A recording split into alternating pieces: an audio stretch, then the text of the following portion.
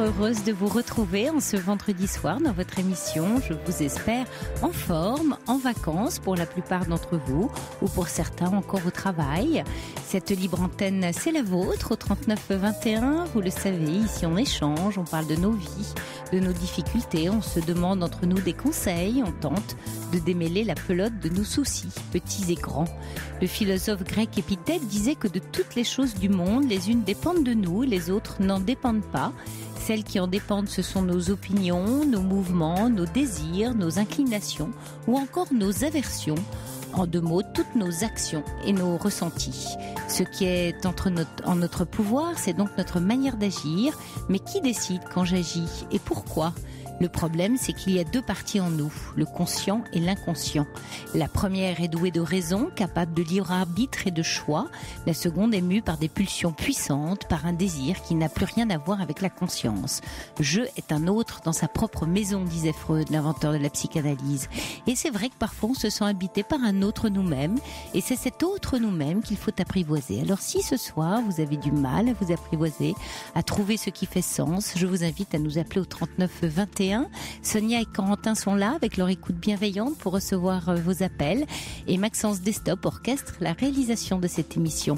N'oubliez pas que si un sujet vous touche, vous pouvez à tout moment réagir et demander à dialoguer en direct avec un auditeur ou une auditrice en appelant 3921 ou nous adresser un SMS au 7 39 21 en commençant votre texto par le mot nuit. 39 21. J'attends vos appels. Sophie Peters sur Europe 1. Et puis merci à Gabriel Lacerchio pour vos messages de bienvenue. Vous êtes là, Denis ? Oui. Oui, bonsoir Denis. Bonsoir. Bon, moi je vous appelle parce que j'ai 45 ans, je suis célibataire depuis assez longtemps et j'ai un problème, c'est que je fais des rencontres, que ce soit par internet, dans la vie courante ou par annonce. On dialogue longtemps. Oui. Ah, on vous a perdu, Denis. Et on entend la radio derrière. Je pense que vous avez peut-être la radio allumée. J'ai rien du tout, moi. Ah, d'accord. Bon, c'est que Maxence va nous faire des réglages, alors il va arranger ça. Mais vous êtes bien avec nous, c'est l'essentiel. Oui. Et vous disiez que vous faites donc des rencontres. Oui, on dialogue. Oui. De beaucoup de choses. Et puis au bout d'un moment... j'entends par le mot moment, des fois aussi plusieurs jours, c'est le silence radio. Et je tombe soit sur un refus, ou j'arrive pas à exprimer mes sentiments. Oui. C'est-à-dire, quand... J'entends que ça parle derrière. Oui, vous entendez la radio derrière, c'est ça ? Oui, moi aussi. Chose, oui. Oui, moi aussi. Mais écoutez, je pense que la régie va prendre le relais. Ça y est, ils ont trouvé. Ils me font un petit signe, ça y est. On les entend plus derrière, comme vous dites. Oui, vous disiez, en fait, soit vous avez un refus, soit vous n'arrivez pas à exprimer vos sentiments. Enfin, l'un va avec l'autre, ou c'est l'histoire de l'œuf et la poule, on ne sait pas très bien... Qu'est-ce qui provoque quoi ? Est-ce que c'est parce que vous n'arrivez pas à exprimer vos sentiments, vous pensez que vous essuyez un refus, ou c'est lié ou pas ? Oui, je pense qu'il peut y avoir les deux, oui. Ouais. Qu'est-ce qui vous semble difficile ? Enfin, quand on dit « j'arrive pas à exprimer mes sentiments », vous diriez quoi ? Que vous êtes passif ou vous vous sentez maladroit ? Vous vous sentez comment ? Je me sens plus que maladroit. Hein. C'est pas droit du tout. Pas droit du tout. Ah oui, c'est pire que maladroit. Ouais. C'est-à-dire, qu'est-ce qui... Quoi, vous me faites penser, vous savez, c'est cette vieille BD, l'Astérix et Obélix, c'est quand il est amoureux, il offre un bouquet de fleurs et il y a plein d'interjections, il n'arrive pas à articuler un seul mot, c'est à peu près ça, puis il est tout rouge et tout stressé. Ça, oui. C'est une image, mais c'est à peu près ça. Oui. Qu'est-ce que vous qui avez repéré justement ce mécanisme, quelles sont les pensées qui vous arrivent à ce moment-là ? Vous dites je vais pas savoir m'y prendre, je suis intimidée. Est-ce que vous êtes plus intimidée par l'autre ou par vos propres réactions ? Qu'est-ce qui se passe ? Je suis intimidée par l'autre et puis je sais pas par quel bout m'y prendre pour exprimer mes sentiments. Parce que là, on n'en est pas, quand on a la rencontre, on n'est pas encore complètement l'expression des sentiments, vous voyez ? Oui, mais on dialogue, on se rencontre. D'accord. Et puis, c'est au bout de quelques temps... au bout de quelques temps, c'est le silence radio après. C'est-à-dire que si elle vous parle, vous n'arrivez plus à avoir accès à... Après, il y a rupture, si on peut appeler rupture. Oui. Les rencontres sont stoppées, on ne répond plus au téléphone ou tout comme ça. Je ne sais pas la cause, pourquoi. Je sais pas comment dire, mais... Vous voulez dire sans qu'elle vous ait dit quoi que ce soit sur vous? Ah oui. Tout d'un coup, elle disparaît des écrans radars, quoi. Ah voilà, exactement. Mais juste avant, vous vous êtes rendu compte que que vous-même vous étiez dans une certaine timidité ou une certaine gêne. C'est ce que je me doute. D'accord. C'est ce que vous vous dites en vous disant ça vient de moi, ou est-ce que ça vient du profil des personnes que vous rencontrez? Est-ce que vous tombez toujours sur le même genre de profil? Je sais pas. Je peux pas vous. Vous pouvez me décrire une situation, vous voyez, qui résumerait ce que vous vivez, c'est-à-dire donc combien de rendez-vous, qu'est-ce qui se passe et qu'est-ce que vous vous dites un peu et à quel moment ça bloque? Est-ce que c'est après la première nuit? Est-ce que c'est après le premier dîner? C'est loin d'être avant la première nuit. D'accord. Donc il y a quoi? Vous êtes vu une fois, deux fois? Oui, une ou deux fois. Ouais. Une fois lors d'une rencontre, on est même allé au restaurant, on a discuté, et puis on s'est revus 2-3 jours après. Donc là, elle était d'accord pour vous revoir. Puis après, ça a été fini. On n'a plus répondu au téléphone, tout ça. Bon, c'était quelqu'un qui était un peu loin, qui était à 60 km de chez moi, mais voilà. Et puis à chaque fois que c'est comme ça. À chaque fois, c'est-à-dire à chaque fois c'est quelqu'un d'un peu loin, ou à chaque fois c'est... Qu'est-ce qui est à chaque fois la même chose? Qu'est-ce qui se ressemble à chaque fois? Je sais pas comment vous dire.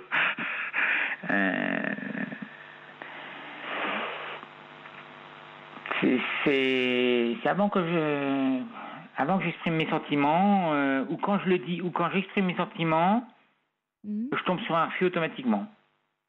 C'est quoi pour vous exprimer vos sentiments? Donnez-moi un exemple, vous dites quoi? Dire je t'aime ou embrasser ou truc comme ça. Si vous dites je t'aime au deuxième rendez-vous, c'est vrai que c'est un peu rapide, non? Qu'est-ce que vous en pensez, Denis? Des fois c'est 15 jours, 3 semaines après, des fois c'est après 5 ou 6 rendez-vous. Oui, il faudrait qu'on arrive à voir ensemble, vous voyez, parce que là vous me dites c'est 2 rendez-vous, après c'est 5, 6... Oui, ça dépend des... Il y en a que j'ai rencontrés par annonce, d'autres par dans la vie courante. Il y a 2 fois, je me suis fait draguer dans un magasin. Et en plus, c'est qu'à chaque fois, moi avant, plus maintenant, ça remonte à 15 ans, ça. Avant, je me faisais tout le temps draguer. Oui. Mais j'arrivais... au bout d'un moment, quand je voyais que ça marchait plus, c'est moi qui m'effaçais, qui arrêtait. Je savais que j'allais pas y arriver. Ah, c'est-à-dire que il y a 15 ans, c'était déjà comme ça s'enclenchait facilement, mais après, ça butait. Ah voilà, ouais. Et vous diriez que le problème se situe où pour vous, Denis? Alors ça, c'est quoi votre diagnostic à vous? Qu'est-ce que vous ressentez? Qu'est-ce qui, vous voyez? Moi, je ressens un découragement. Ça c'est sûr, parce qu'à force de... c'est-à-dire que est-ce que vous n'êtes pas en train de tirer une leçon de tout ça comme un immense échec? Mais plus il y en a un, plus il y en a deux. Oui, mais alors après, j'imagine qu'aujourd'hui, quand vous rencontrez quelqu'un, vous êtes dans une certaine appréhension. Vous vous dites ça va pas marcher. Maintenant, oui, au bout d'un moment, oui. Quand on a des échecs, au bout d'un moment, on capitule. Oui, bien sûr, bien sûr. Oui, mais là maintenant, vous êtes j'imagine, dans une certaine forme d'appréhension quand vous rencontrez quelqu'un qui fait que ça aide pas. Maintenant, c'est quand même, j'évite. Ah oui. Il y a pas longtemps, je suis agriculteur. Oui. J'ai écrit à l'amour et dans le pré. Ah oui, j'étais en train d'y penser. Je me disais tiens, on fait de la concurrence. Au mois de septembre l'année dernière. Oui. Ils m'ont contacté au mois de fin mai de cette année en vue de la saison 2016. D'accord. On a discuté 1 heure au téléphone sur tout, que ce soit l'idéal, le travail, l'argent, la santé, sur vraiment tout ce qui pouvait avoir un lien avec l'émission. Et puis ils m'ont dit on vous recontacte d'ici une quinzaine de jours. ils m'ont recontacté, mais pour me dire que c'était négatif. Est-ce que vous savez pourquoi? Oui. Et ça, j'allais en venir, c'est qu'ils n'ont pas voulu me le dire pourquoi. La personne que j'ai eue 2 fois au téléphone m'a dit, avec la personne avec laquelle j'avais discuté pendant 1 heure, elle m'a dit, je ne connais pas la raison pourquoi vous êtes refusé. On me dit jamais pourquoi. Alors là... Et combien même vous l'avez demandé, hein, Denis? Ah oui, je l'ai demandé. Ouais. Ah oui. Oui, parce que ça vous aiderait d'avoir un début même aussi difficile que ce soit. Réponse là-dessus. Oui, hein. oui. Du coup, vous êtes en train de faire les questions et les réponses parce que forcément, comme vous vous dites, bah, c'est moi qui ai un problème, quoi. Qu'est-ce qu'il y a qui va pas ou qu'est-ce qui cloche? J'en sais rien. Je sais pas. Je doute, mais je sais pas. Parce que c'est peut-être tout simplement un des hasards du casting et on n'en sait rien. J'imagine que voilà, ils sont assez sollicités et qu'il y a une certaine sélection. Ouais. Moi, ce que je vois dans le problème, c'est plutôt que vous en arriviez à vous dire que c'est pas fait pour moi. Oui, voilà. Alors que ça, c'est pas possible. Oui, quand je vous dis c'est pas possible, bah, c'est pas possible de se dire que la rencontre ou l'amour est pas fait pour une personne. Ça n'existe pas. Bah, voyez, pour moi aussi. Oui, mais parce que c'est votre vécu qui vous fait penser ça. Vous comprenez, Denis? Mais en soi, objectivement, il n'y a rien, quel que soit un individu, qui puisse dire que vous n'avez pas le droit à ce bonheur ou cette joie-là. Ça, je me le demande. Ouais, attention à pas vous le fabriquer, hein. Attention à pas prendre une décision hâtive plutôt de vous dire ah là non mais c'est pas pour moi, d'essayer de comprendre et de repérer ce qui est un peu toujours la même chose et qui pourrait être le début d'une explication. Alors déjà ce qu'on comprend c'est que forcément aujourd'hui vous avez construit une certaine forme d'appréhension et plus on a peur, la peur n'évitant pas le danger, souvent ça nous arrive, hein, plus on a peur, plus on fabrique la situation qui nous entraîne vers ça. Donc ça c'est une première chose, mais ça résout pas tout. Après, voyez, même cette histoire est malheureuse de la sélection de l'amour est dans le pré, mais encore une fois, il y a des histoires de casting qui doivent échapper à une de vos logiques. Si ça se trouve, les 2 éléments n'ont rien à voir. J'en sais rien, je peux pas vous dire. Alors c'est ce que demande Gabriel, hein, est-ce qu'il n'y a pas beaucoup de précipitation d'une part dans vos actions, ce que relèvent plusieurs auditeurs, ou trop d'enjeux?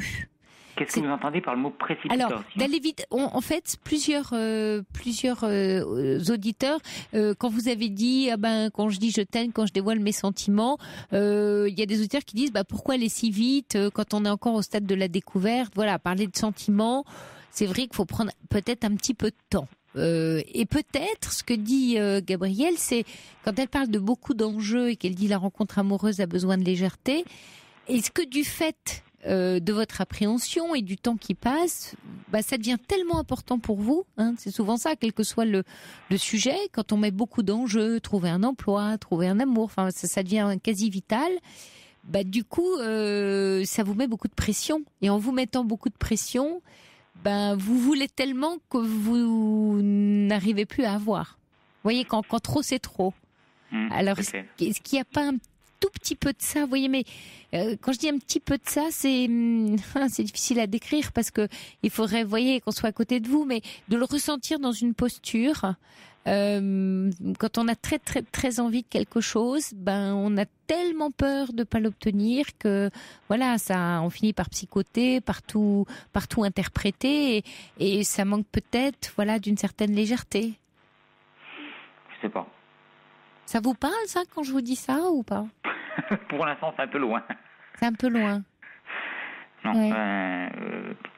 J'ai essayé dans le facteur temps de faire durer, et puis ça se finit toujours mal. Qu'est-ce que vous appelez faire durer? Vous voyez, quelles sont les tentatives de solutions que vous avez faites? Avant de conclure, ou en gros, dire je t'aime, des fois ça dure 15 jours, ou des fois ça dure 2 jours simplement, c'est... Ouais, mais vous savez, Denis, dire je t'aime, c'est pas anodin, ça peut pas être plaqué, comme dit Ciboulette, parlez plutôt de vos émotions que de vos sentiments. Vos émotions, c'est ce que vous ressentez, c'est pas un sentiment. Le sentiment, il vient plus tard. L'émotion, c'est par exemple, je sais pas, vous trouvez la femme jolie, de dire qu'est-ce que vous ressentez en la regardant, qu'est-ce que vous ressentez en étant avec elle, que vous êtes bien, par exemple, que vous passez un moment agréable. Vous voyez, tout ce qui vous anime. C'est pas encore dans le sentiment. Peut-être, Denis, que chez vous, il y a une histoire d'apprentissage. Vous voyez, de légèreté, à vous faire un peu plus confiance et pas à vous dire qu'il y a une recette. Pas à vous dire, bon, alors j'essaye ça, je laisse du temps. Tiens, moi je vais parler de mes sentiments, ça va aider, je vais me dévoiler. Vous voyez, est-ce que vous n'êtes pas en train de faire une checklist avant décollage?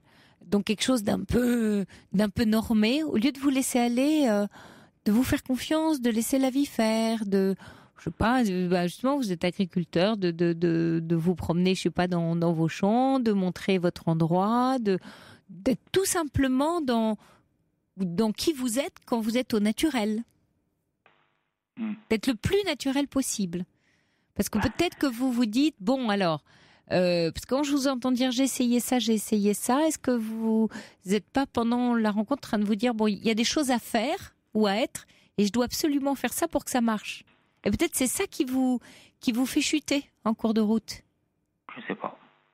Parce que j'ai l'impression que vous vous dites, j'ai fait ça, j'ai laissé du temps, puis après j'ai dit je t'aime, et puis ça j'ai fait, et puis ça j'ai fait. La rencontre, ça échappe à toute cette logique-là. C'est plus de l'ordre, effectivement, du ressenti émotionnel. Est-ce que dans d'autres domaines de la vie, Denis, alors, je sais pas, dans l'amitié, dans la relation à l'autre, vous êtes en général assez confiant avec vos amis? Est-ce que vous arrivez à vous laisser aller dans ce que vous ressentez?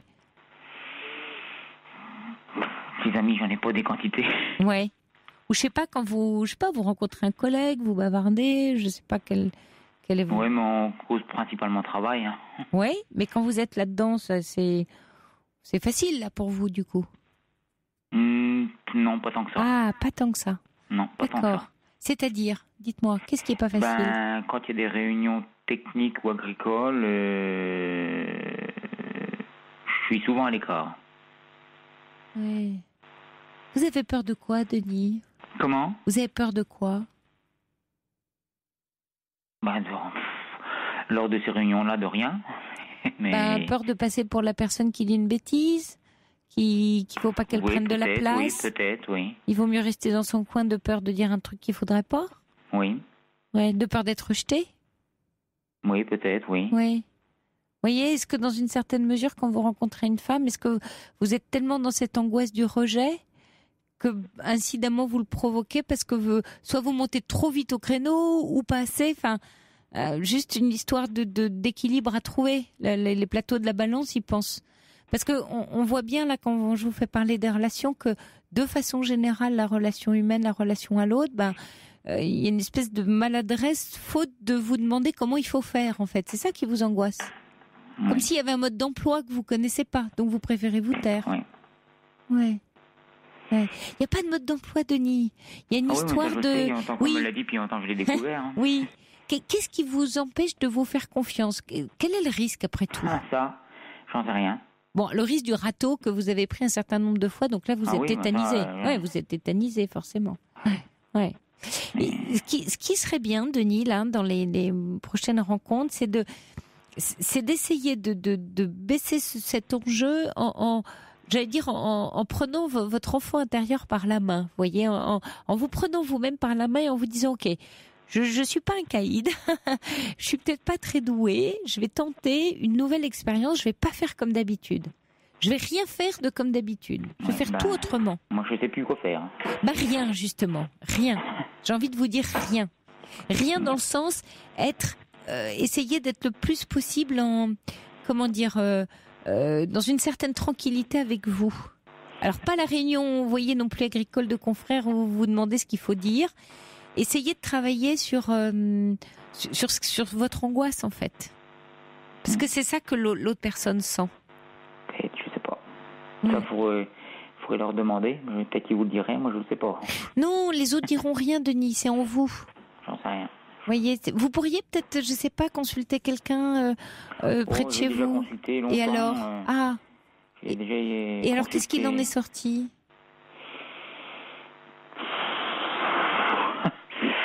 C'est difficile à dire. On me dit que j'ai le temps, faut pas être pressé. C'est pas en cherche, qu'il faut pas, ça vient quand on cherche pas. Voilà, c'est à peu près, ça tourne autour de ça, après ce qu'on me dit à la fin. En conclusion, c'est ça. Ouais, ce que je suis simplement en train de vous dire, en vous disant pas de pression, finalement, je suis en train de vous dire la même chose. Moi, j'avais envie de rajouter une petite pierre. C'est vraiment une histoire de confiance. Alors, je sens qu'elle est perdue, hein. C'est bien ça le sujet. Vous l'avez perdue, mais normal, hein. Normal après ce que vous avez vécu. L'enjeu pour vous, c'est pas tant de rencontrer quelqu'un, c'est comment je retrouve la confiance. À la limite, je vous encouragerais même à faire des expériences dans votre milieu professionnel ou amical avec des collègues ou dans des réunions, de prendre des petits risques. Pas énorme, mais de vous dire tiens allez là je me lance, je vais dire ça, tiens là le sujet m'intéresse, si je prenais la parole, vous voyez de prendre des risques mesurés, de vous tester sur des choses faciles, un peu comme si vous étiez en apprentissage, vous allez faire les exercices au départ, hein, comme une langue étrangère, vous allez apprendre un mot, puis 2 mots, puis 3 mots, puis à la fin vous ferez une phrase entière. Vous allez baisser l'enjeu en vous disant ok je dois réapprendre quelque chose à zéro. Et je vais essayer de me faire confiance, pas sur ce que je pense que je devrais faire. Parce que là, vous voyez, vous me dites, on me dit que. Quand vous me dites on, c'est que c'est pas vous. Et si c'est pas vous, ça marche pas. Moi, je pourrais vous dire n'importe quoi. Voilà. Je pense qu'on va dévier un peu la conversation, mais on va arriver sur le problème de fond, je pense. Oui, allons-y. C'est l'entente avec les parents. Ah, nous y voilà. Oui. Depuis longtemps, je ne m'entends pas avec mes parents. Que ce soit avec ma mère ou avec mon père, c'est pareil. Entre eux, ils s'engueulent tout le temps. Quand vous avez une mère qui est autoritaire, maniaque, possessif, et puis mon père qui est coléreux puis bordélique, ça peut déjà pas aller. Non. Je pense que si j'avais pas été agriculteur, ma vie serait différente de ce côté-là. Oui. Je pense que le point de départ, il est là. Vous allez me dire... vous allez me dire, peut-être pas me le dire, mais je veux dire concrètement, le problème vient de là. Je pense que depuis tout à l'heure autour du pot, mais le problème de départ, il est là. Oui. Mais vous vivez toujours avec vos parents ? Non, depuis 94 que j'y vis, 92 exactement. Ok, donc les parents, c'est l'image d'un couple, c'est pas ça. Mais je les vois plus, mais ça reste. Le midi et le soir, je mangeais chez eux, et depuis le mois de novembre 2014, je mange chez moi, matin, midi et soir. Oui. Et ça a changé quelque chose pour vous ? Ça vous a apaisé ? Oui, ça m'apaise quand même un peu.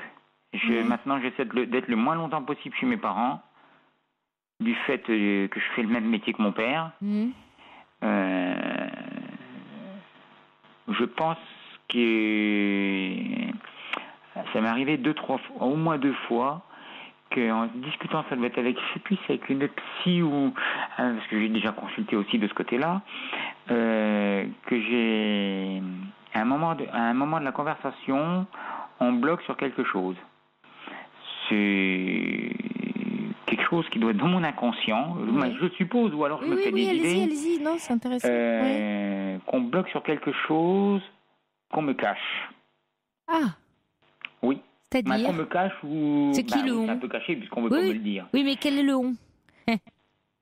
Qui est le on là ? Mes parents. Ah, d'accord. Donc vous avez le sentiment qu'il vous manque un morceau de votre histoire. Ah oui. Quelque chose qui vous empêche, vous, d'exister. Qui me manque ou un fait qui s'est passé. D'accord. Parce que j'ai déjà vu au moins 2 fois, à une reprise en discutant, à un moment, on bloque sur quelque chose. Même des fois, j'y pense tout seul, je me dis, et je bloque sur quelque chose. D'accord. Non, comme s'il y avait une porte et puis que j'arriverais pas à l'ouvrir. Oui, ok. Et je pense que la base de toute ma... Oui, il manque un morceau du puzzle. Ah oui. Et ce morceau-là empêche toute relation agréable avec l'autre. Oui. Parce que moi, je vais vous dire franchement, toutes les rencontres que j'ai faites depuis l'âge de 15 ans, ça a été des échecs, quasiment. Il n'y a qu'une fois, une seule fois, pas 2, c'est quand on est allé en voyage scolaire en Angleterre.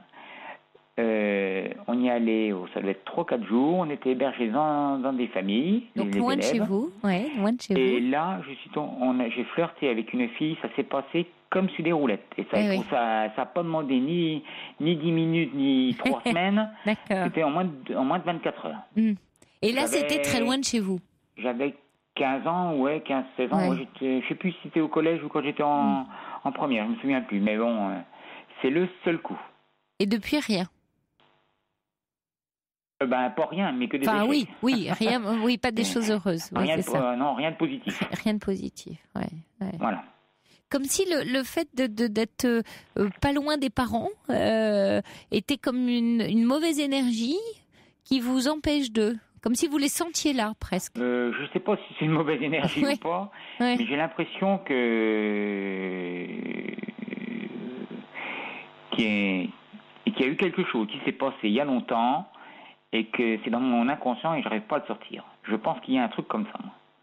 Ça m'a... Il y a quelque chose qui s'est passé à un moment, je ne sais pas quoi, au juge, j'en sais rien. Mais vous n'êtes pas loin, Denis. Ce serait bien de... Vous voyez ce que dit Gabriel, hein, c'est beau cette capacité à faire des liens. Denis, il faut continuer à faire un travail sur vous. Votre essentiel est là. Effectivement, vous y êtes. Il manque un morceau du pulse qui est comme si... Alors, en même temps, le truc, c'est que si vous vous braquez là-dessus, c'est un peu comme les gens, vous savez, qui se disent... Je me mettrai au travail, qui procrastinent quand j'aurai tout fait ou tout rangé. Et finalement, comme tout n'est jamais acquis, ils ne le font jamais. Enfin, ils se mettent jamais à la tâche. Vous, c'est un peu comme si, j'entends que vous disiez, je pourrai jamais aimer tant que ce morceau-là ne sera pas éclairci. Et donc, il y a quelque chose qui empêche. Sauf que, en admettant que ce morceau-là, vous ne l'ayez jamais, vous allez passer à côté. Alors, est-ce qu'il faut attendre? Quelle croyance vous fabriquez? On a des zones d'ombre, on a des angles morts, j'ai envie de dire, dans nos histoires de vie. Là, vous, c'est quelque chose qui empêche. Voilà, soit chercher autour, soit le lâcher à un moment donné en disant c'est ok que je ne sache pas, mais pour autant ça m'empêche pas d'eux. Mais il y a sans doute, effectivement, comme dit Pascal, un secret de famille chez vous. Et vos parents, vous avez tenté d'en savoir plus auprès d'eux? Non, parce qu'on peut... Si vous essayiez, si vous les provoquiez un peu. Comment? Si vous les provoquiez un peu. Oh, je les ai déjà provoqués plus d'une fois. Et alors? Parce que, à une époque, j'allais... Bon, parce que... là, sur ce fait que je vous raconte là, c'est... Je le mets un peu en doute du fait que j'ai été hospitalisé 3 ou 4 fois en hôpital psychiatrique. Oui. Et on me disait, d'ailleurs, quand j'étais hospitalisé, on m'a jamais dit pourquoi que j'étais hospitalisé. Ouais. Finalement, on vous dit jamais rien. Et Denis, on est en train de tourner autour du truc là. Ouais, peut-être. Vous voyez, mes parents me disent rien, on me cache quelque chose. L'hôpital psychiatrique m'a rien dit. L'amour est dans le prix, ils m'ont rien dit. Les femmes qui me quittent me disent rien. C'est comme, vous savez, on me cache tout. On me dit rien. Et si on vous cachait rien, mais que vous vous cachiez à vous-même quelque chose? Il y avait une autre piste, non? Je sais pas. Et les épisodes à l'hôpital, qu'est-ce que ça a donné pour vous après, en termes de travail sur vous? Rien. Non. On m'a même pas dit de quoi je souffrais. Moi, ce que je sais, c'est qu'une supposition. Je dis. Mais il y a bien quelque chose qui vous a amené à être interné, Oui, c'est mon canapé la demande principalement. Hein. Parce que vous étiez pas bien, oui. Oui, mais on m'a jamais dit vous souffrez de ça ou ça. Et vous attendez qu'on vous dise on m'a une pas parole. Dit vous êtes dépressif, vous avez des hallucinations, vous avez tel ou tel truc. Non, ça on me l'a jamais. La seule chose qu'on m'a dit, vous vous faites des idées. En résumé, c'est ça qu'on m'a dit. Ah, c'est pas inintéressant, Denis, hein. Vous voyez, quand je vous disais vous vous cachez quelque chose à vous-même. Moi, ce que j'entends aussi, vous voyez là dans notre échange, c'est que vous aimeriez, sans doute dans votre enfance, vos parents ont manqué d'un regard sur vous qui vous permette de vous créer votre existence. Et du coup, il y a un vide là, et vous le cherchez dans les autres. Et comme ce regard mais vous le cherchez à vous incarner, comme vous dites, on me cache quelque chose. Je sais pas qui je suis finalement. Et ça, c'est douloureux pour vous. Mais il y a que vous qui pouvez faire quelque chose pour vous aujourd'hui. Et je rejoins ce qu'on vous a dit à l'hôpital, quand on dit, c'est pas que vous vous faites trop d'idées, c'est que vous cherchez, vous savez, c'est l'histoire de l'homme qui a perdu ses clés, et qui, au lieu de les chercher sous le réverbère où qui a de la lumière, les cherche sous le réverbère éteint. Bah vous cherchez vos clés sous un réverbère qui est éteint. Vous pouvez les chercher longtemps, hein. Parce qu'en fait, elles sont là, vos clés. Mais elles sont sous le réverbère allumé. Ce serait plus pratique, d'ailleurs, d'aller les chercher là-bas. Vous voyez ?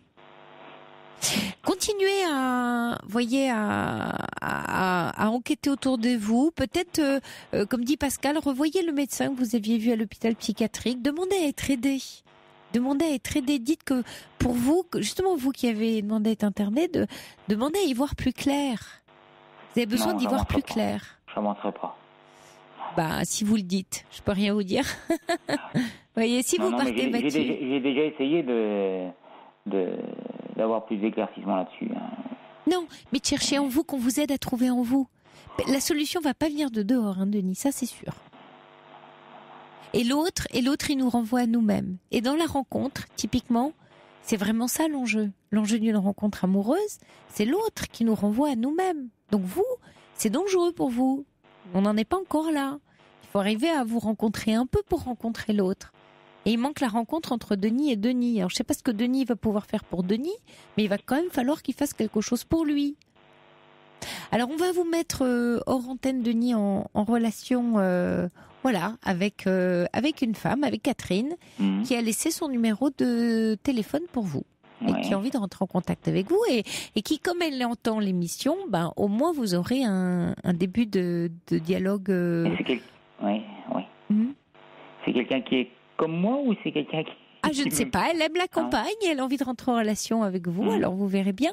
Mais c'est vrai que, Pascal dit, c'est dommage, mais c'est pas les bras, vous trouverez au moment où vous y attendrez pas. Mais il y a vraiment... Il y a longtemps qu'on me le dit, mais... Concrètement, moi, je n'ai jamais rien vu venir. Non, mais faites-vous confiance un peu, Denis. Personne d'autre peut faire... C'est pas quelqu'un de l'extérieur qui va vous faire confiance et qui va vous dire qui vous êtes si vous-même, vous ne vous faites pas confiance. Mais je sais pas ce que vous entendez par le mot confiance. Hein. Confiance, c'est compter sur soi. C'est pouvoir pas compter sur les autres, mais compter sur soi. Et là, vous comptez sur les autres pour vous dire qui vous êtes et si vous allez être aimable, aimé, si ça va marcher. Les autres peuvent rien faire pour vous à ce stade-là.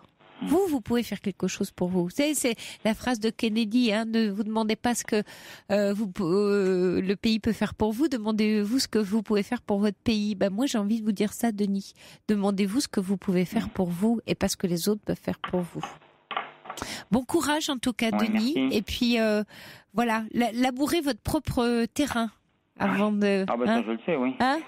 Ça oui, je m'en doute. C'était symbolique. Symbolique, je parlais de vous, de votre personnalité. Bon courage à vous, Denis. Bonne nuit à vous. Merci, au revoir.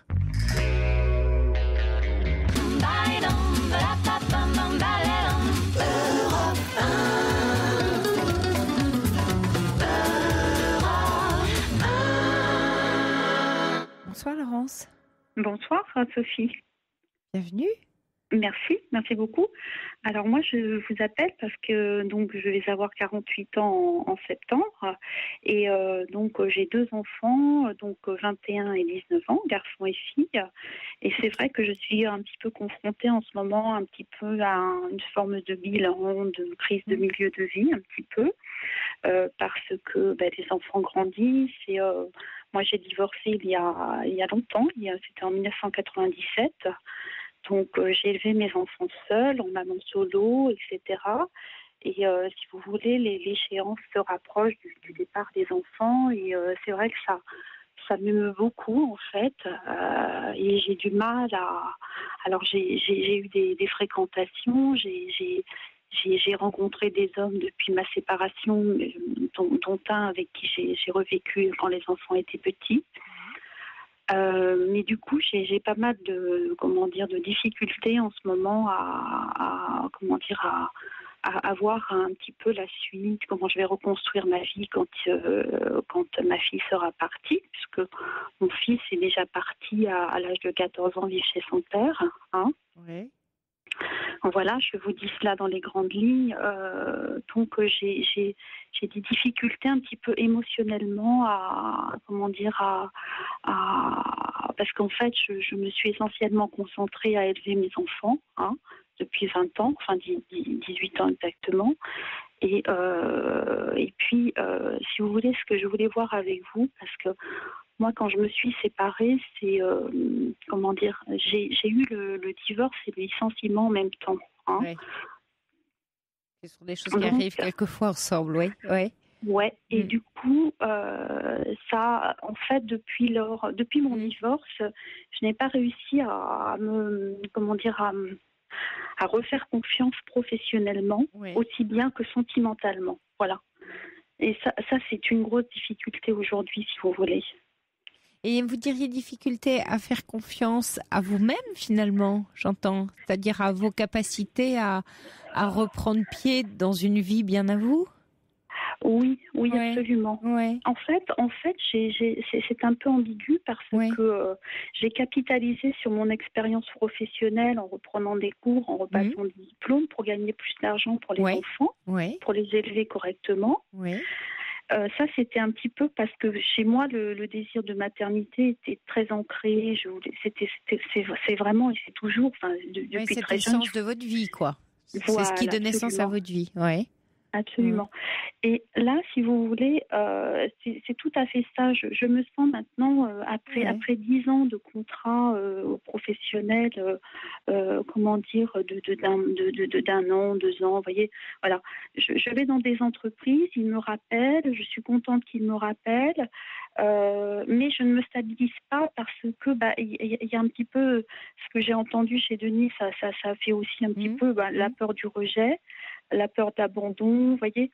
Donc, alors, est-ce que c'est ça ou est-ce que c'est une option qui me vient en vous écoutant et comme vous êtes un peu dans une crise de sens de la vie là, est-ce que quand vous dites finalement moi dans la vie ce qui donnait du sens c'était la maternité, mes enfants et d'ailleurs vous dites j'ai capitalisé sur mes compétences pour changer d'orientation professionnelle pour gagner mieux ma vie, pour mieux élever mes enfants, tout ça était toujours dans le même sens. Et puis là vos enfants comme prennent leur envol ou s'en vont et du coup, même le travail n'a plus de sens puisque le travail n'avait du sens que lié au sens des enfants.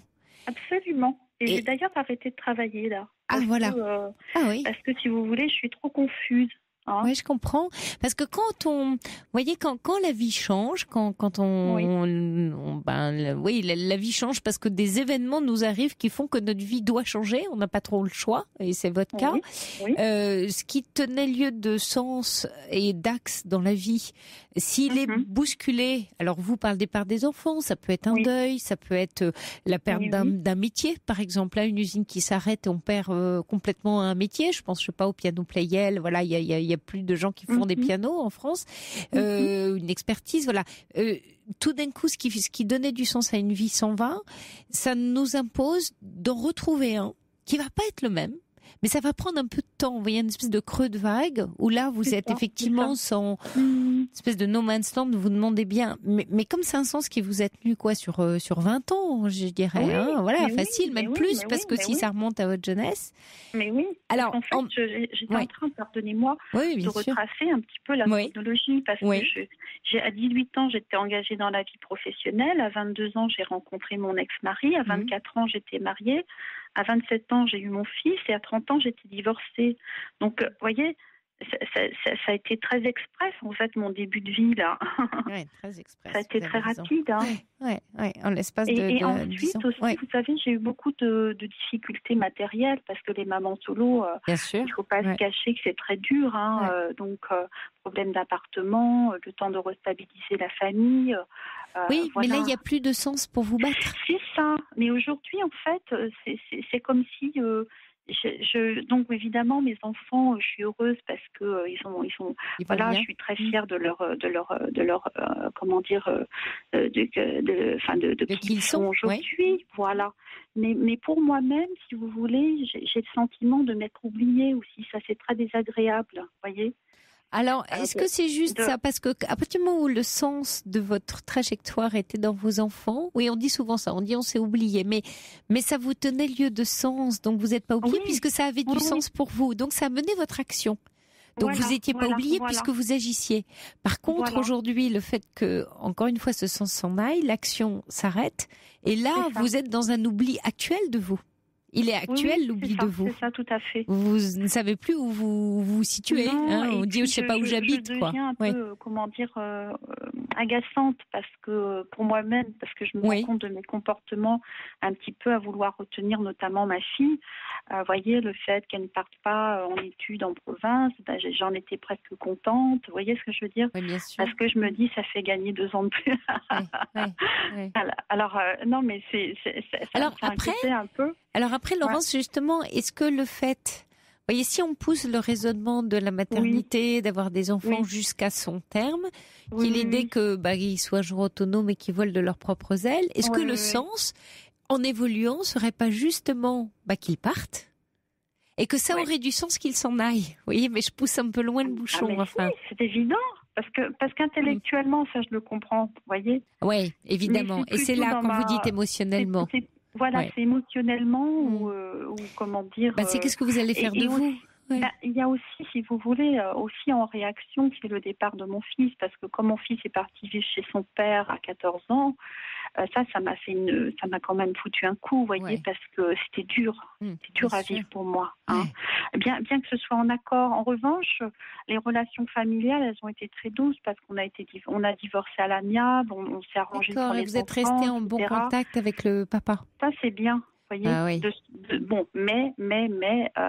comment dire, ce que je ressens aussi, ce que j'avais noté là avant quand j'ai fait le point c'est que j'ai l'impression que ça fait ressurgir le sentiment de la déception sentimentale. Oui, c'est ça, la vie de femme. Ce que j'entendais dans ce que vous me disiez, c'était elle est où ma vie de femme? C'est ce que vous êtes en train de dire. J'ai une vie de mère, j'ai une vie professionnelle, j'ai une vie de mère. C'est ça que vous racontez.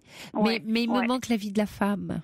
Et quand vous me rappeliez votre âge, c'est comme si vous étiez en train de me dire, est-ce que c'est trop tard ou pas? Il y a un truc comme ça dans votre questionnement. C'est ça. Et puis aussi avec la ménopause, parce que moi, j'ai toujours voulu fréquenter un homme parce que je pouvais lui donner un enfant, admettons, vous voyez. Oui, mais on peut offrir autre chose à un homme qu'un enfant. Et il y a des enfants après 50 ans qui n'ont pas du tout envie d'enfant. C'est-à-dire que j'ai trop joué à la poupée quand j'étais petite. Non, mais ce que je veux dire, c'est que je suis pas stupide. Non, je vous rassure. Les choses, mais c'est d'un niveau, c'est émotionnellement, vous voyez, c'est un cap compliqué, mais bon. Oui, avec une nouvelle chance, parce que vous dites, c'est un joli constat que vous faites quand même de dire, j'ai de beaux enfants, j'ai des relations de famille douces, pour quand même une mère seule qui a enlevé ses enfants avec une belle relation avec le papa.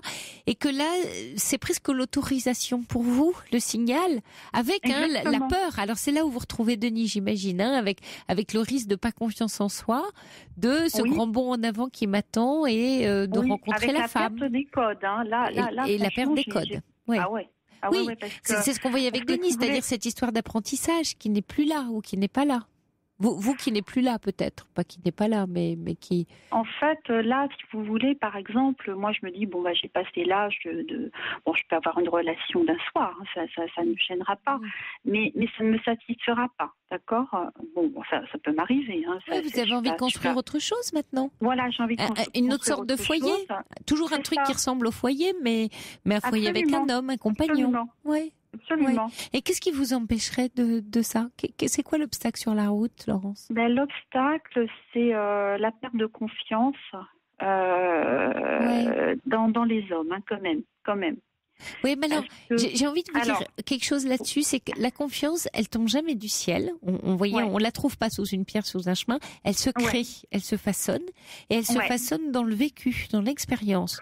Soit confiance en ses propres compétences quand il s'agit d'un métier, mais aussi des relations, donc dans la capacité à. Alors c'est là, on va rejoindre l'histoire de Denis où, il est en perte de confiance parce qu'il a subi plusieurs échecs, et c'est toute la difficulté de la vie quand on subit des revers. Mais subir un revers, c'est le courage, c'est de garder confiance. J'ai beaucoup de courage, mais comme j'ai mis 20 ans à rembourser mon divorce et à élever les enfants, ça m'a un petit peu, épuisée, mis dans des schémas vous voyez, Ouais. c'est terrible à dire, mais c'est quand même ma vie. Vous voyez, il fallait toujours que je travaille durement pour remplir le compte, voilà. Je veux dire, c'est quand même très, très, très. Ça a été très dur hein, pour moi. Ça a été, j'ai pas beaucoup soufflé, etc. Surtout les 10 premières années. Hein. Raison de plus pour Après, souffler maintenant? comment? Raison de plus pour souffler maintenant? Ah oui, absolument, absolument. Vous voyez, là, vous me donnez plein de bonnes raisons de dire il y a une page qui se tourne, Oui, avec le fait de renoncer aussi à la douleur, hein, aux difficultés. Ouais. En Et fait, à l'épuisement. c'est vrai que je suis en train de larguer ce fil là, tout le côté, avec un manque de repères. Là, et puis là, je me dis, par exemple, vous voyez, dans les relations professionnelles aussi, je choisis, c'est-à-dire que je choisis l'environnement où j'ai envie d'être. Je n'ai pas envie d'être dans un environnement hostile ou agressif. Hein. Vous allez faire pareil avec les hommes, Laurence? Oui, alors j'ai fait une rencontre dans le milieu professionnel, mais cet homme-là est engagé, donc c'est pareil, j'ai renoncé à fréquenter un homme marié. Oui, oui, c'est une bonne idée ça. J'ai préféré. Ce sera plus simple. Alors, là, vous voyez, il y a les hommes, comme dit Sergio, avec la jolie voix douce de Laurence, elle va avoir plein de numéros. Ah, ça c'est sûr. Donc voilà, il y a Jean-Luc, voilà, on va vous donner le numéro de Jean-Luc. Il y a Valette Cœur qui dit vous avez juste oublié votre vie de femme, mais vous avez tout à redécouvrir. Quelle chance vous avez là, avec votre jolie voix. Moi, je vous souhaite vraiment une jolie nouvelle vie. Vous savez, on refait pas sa vie. J'aime pas cette expression. On la continue. C'est ça, et là, elle va prendre un nouveau tournant, un nouveau sens. Et c'est vous qui allez le lui donner, parce que le sens va pas venir de la vie elle-même, mais vous allez décider d'en donner un nouveau. Mais on sent que l'idée du foyer, vous voyez, va rester votre fil rouge. Ah oui. Ce sera un homme et plus des enfants, c'est pas mal aussi. Mais un homme, c'est des enfants quelquefois. C'est un enfant. Ils vont me détester, les hommes là. Ils vont me détester. Allez, je vous embrasse, Laurence. Merci, bonne nuit à vous. Sophie. Merci de nous avoir.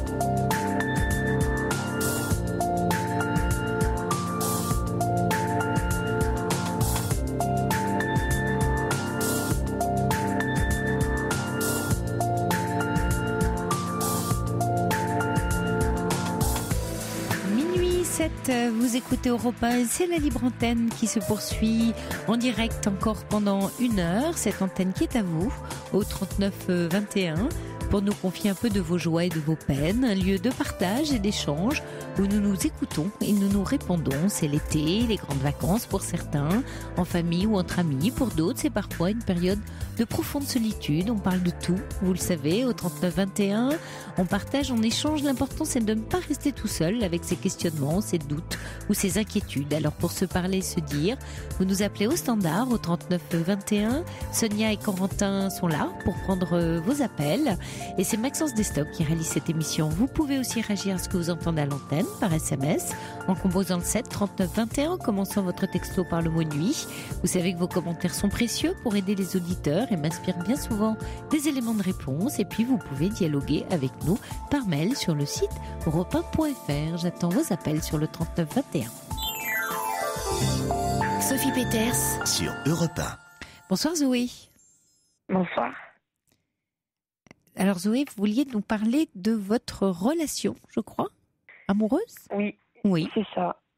Voilà, en fait, ça va faire 1 an et demi que j'ai une relation avec un homme marié qui a un enfant.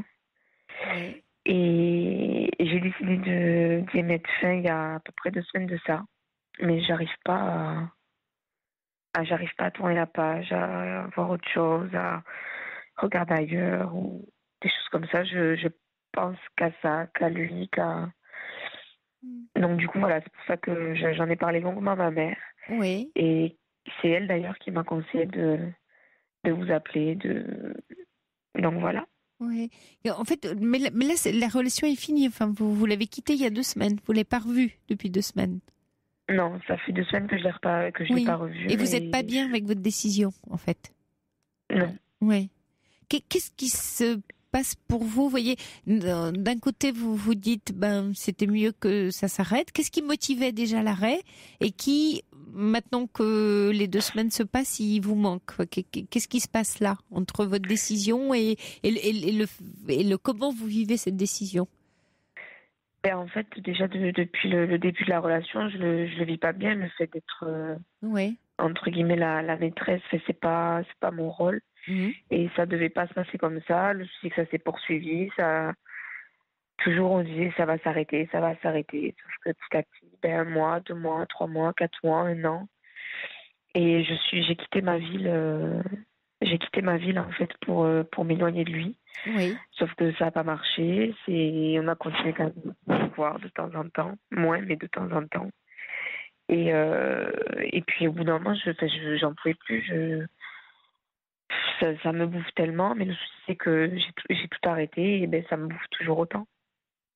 Et j'arrive pas. J'ai rencontré quelqu'un d'autre, mais je me force entre guillemets parce que je me dis qu'il faut que je passe à autre chose, qu'il me faut quelqu'un d'autre pour passer à autre chose, mais j'arrive pas en fait. Quand vous dites Zoé, quand vous étiez avec lui, pendant que vous étiez dans la relation, vous dites j'en pouvais plus. Et puis aujourd'hui aussi, vous en pouvez plus. Alors, vous en pouviez plus de quoi? Au moment où vous étiez avec lui? Mais quand j'étais avec lui, c'est que j'en pouvais plus parce que c'était caché, je pouvais en parler à personne. Ouais, c'était des petits instants très courts, enfin, c'était jamais très long. Puis il était toujours occupé, toujours ci, toujours ça. Il y avait toujours une excuse. Et du coup, c'est pour ça que j'ai voulu arrêter parce que j'en souffrais. Oui, vous n'étiez pas dans le respect de vous-même, hein. Vous respectiez pas ce qui est important pour vous, ouais. Et c'est ça. Et du coup, le truc, c'est que depuis que j'ai arrêté cette relation, je n'arrive pas à l'oublier ou à passer à autre chose. Et ça fait quand même 6 mois que j'ai quitté ma ville, entre autres à cause de lui. Ouais. Et ça fait 2 semaines vraiment que j'ai décidé de couper les ponts parce qu'on était toujours en contact, plus ou moins. Mais j'y arrive pas, quoi. Et qu'est-ce que vous n'arrivez pas à faire? Vous voyez, est-ce que c'est juste douloureux parce que dans la frustration et le temps fera son œuvre? Mais quand vous dites j'y arrive pas, c'est quoi ce que vous n'arrivez pas à faire? C'est-à-dire, oui, à être bien tout de suite, mais c'est un peu normal si vous étiez attaché que ce soit difficile.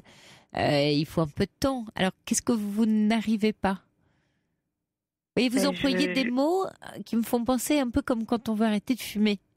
Et qu'on a une addiction et on dit voilà, j'essaye d'arrêter de fumer mais j'y arrive pas.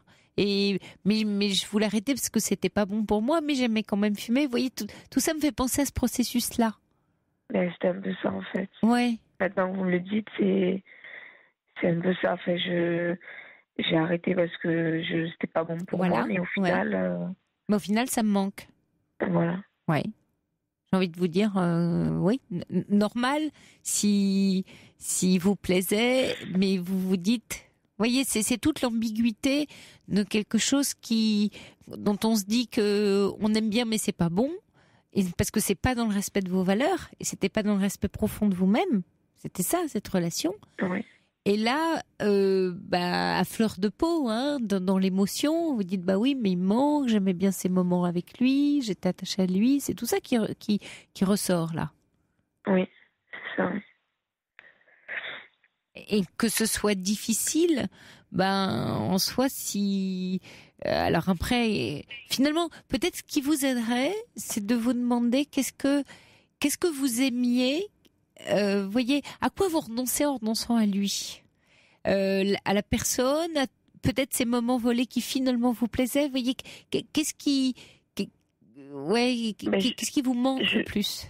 Je pense oui qu'il y a que les moments que j'avais parce que au final je me dis que dans tous les cas ce serait pas une personne pour moi, que je pense que dans tous les cas c'est quelqu'un qui m'aurait fait souffrir, mais le souci que j'arrive pas, il reste quand même très présent et enfin Je pense tout le temps à lui. Donc en fait, c'est le moment vécu. Si je reprends toujours finalement mon parallèle avec les cigarettes, vous savez, ce moment où on la fume que c'est bon. Donc c'était ce moment-là vécu à deux qui était intense pour vous. Et en fait, c'est ce moment-là qui vous manque, ce shoot-là qui vous manque. Peut-être, oui. Et que vous ne retrouvez pas là avec l'homme avec lequel vous êtes. C'est ça. Alors, il y avait aussi, très certainement, c'est toute l'ambiguïté, Zoé, et encore une fois, j'allais dire assez normal dans le sens assez logique, qui est d'être très attiré par quelque chose auquel on se refuse. Vous voyez, d'un côté, il y a la Zoé avec toutes ses valeurs qui dit non, c'est pas une relation pour moi, mais de fait, la relation me plaît. Et ça, c'est difficile. Vous voyez, malgré tout ce que je pense, tout le mal que je pense de cette relation, ce que je vivais, ça me plaisait bien. Et ça peut être difficile de vous avouer ça. Vous voyez, dans une ambiguïté. Ce qui me bien, c'est au final, c'est le fait d'être avec lui. Bien Parce que sûr. quand j'étais avec lui, j'étais contente, j'étais heureuse. J'avais qu'une envie, c'est que ça se termine pas. Et dès que ça, à partir du moment où ça s'arrêtait, c'était fini, quoi. J'étais pas bien, j'étais triste, voilà, je faisais la gueule, je faisais la tête à tout le monde disait qu'est-ce qui se passe, et je pouvais plus ou moins rien dire, parce que c'est pas... Ouais. Moi, je vais pas vous donner de conseils pour moins souffrir, Zoé, parce que vous êtes dans le processus de terminer quelque chose que vous avez décidé et qui est une décision difficile pour vous, donc quand c'est difficile, c'est un peu douloureux. Après, tout est une question de volonté, vous voyez, d'alliance entre ce qui compte réellement pour vous profondément, et là, le temps, il faut du temps pour que le temps fasse son œuvre. Vous voyez, est-ce que vous tenez absolument dans comment dire, cet engagement que vous prenez avec vous-même? Parce que c'est entre vous et vous, là. Oui. Mais il y a pas un truc magique qui va faire. Quelquefois, on voudrait, parce qu'on prend une bonne... en fait, vous vivez une situation un peu compliquée, Zoé, mais qui arrive assez souvent dans la vie, qui fait qu'on prend une décision, on sait qu'elle est bonne, et on imagine qu'elle devrait tout de suite nous donner un soulagement, ou un certain bonheur, ou un certain apaisement. Et vous, comme c'est le contraire, vous vous dites, c'est horrible en fait, je prends une bonne décision, mais je suis beaucoup plus malheureuse qu'avant. C'est ça. Ouais, c'est tout le paradoxe. Mais c'est souvent, vous voyez, ça, on va dire que c'est comme si vous mettez sur le même plan deux niveaux logiques qui n'ont rien à voir. D'un côté, vos valeurs, une décision qui est centrée sur des valeurs, c'est je n'ai pas envie de vivre ce genre de relation. Et l'autre logique qui s'affronte, c'est le plaisir que vous aviez des moments avec lui.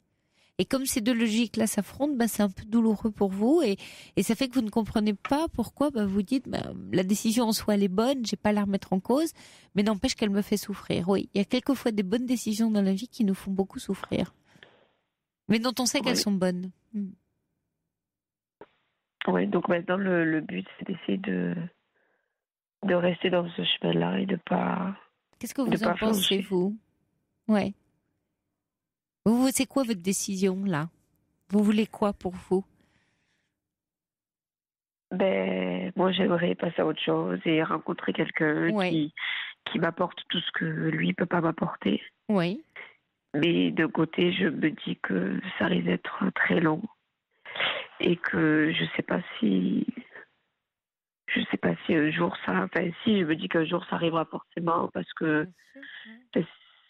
j'espère qu'un jour ça arrivera comme ça arrivera. Avec le danger, Zoé, de ne pas chercher à retrouver, j'allais dire, le même, ou de retrouver la même chose que vous avez vécue.